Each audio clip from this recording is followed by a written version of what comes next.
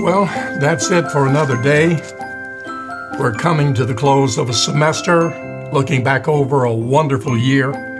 Great students, strong enrollment, outstanding achievement.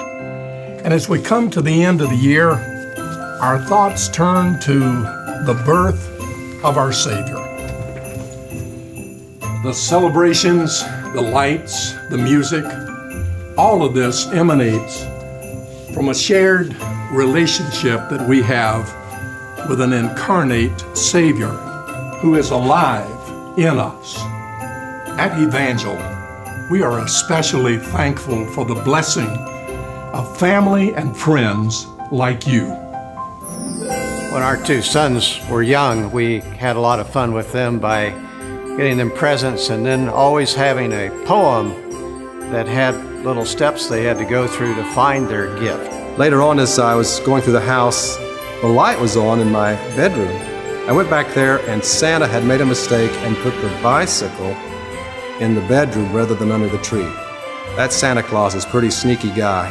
And all of a sudden, as they start to walk back to the living room, they saw it and they went crazy. They just jumped up and down and cried and screamed and hollered. And we thought, my husband and I both looked at each other and we said, you know what?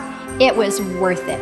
It was worth every penny and then some. One of my best memories of when I was a kid was the year Dad got us boxing gloves. And I'll never forget, they fit on about 2 or 3 fingers for him. And he would get out there and he would teach us how to block punches. The church, which was the First Assembly of God Church, always gave a Christmas sack. And it was an apple and an orange and chocolate drops and all the fun things that I didn't have any other time. And the Christmas sack was the best. Just seeing the excitement of Christmas through my kids' eyes is one of the great joys. And instead of the grandparents coming over, now it's my parents that come over to the house, and it's my mom that bakes for my kids. We had our own specialty cookies that we made every year, and of course we ate them up probably before Christmas happened, but it was a lot of fun. And we went out and we all 5 of us, my whole family, went ice skating for Christmas, and it was so much fun. And afterwards we went home and had hot cocoa and marshmallows. And at one point we were all out of the kitchen and that dog took liberty of jumping up on the table and consuming our entire Christmas turkey. My favorite Christmas would have to be Christmas 1985, Christmas evening 1985. That's the day that my wife and I got married.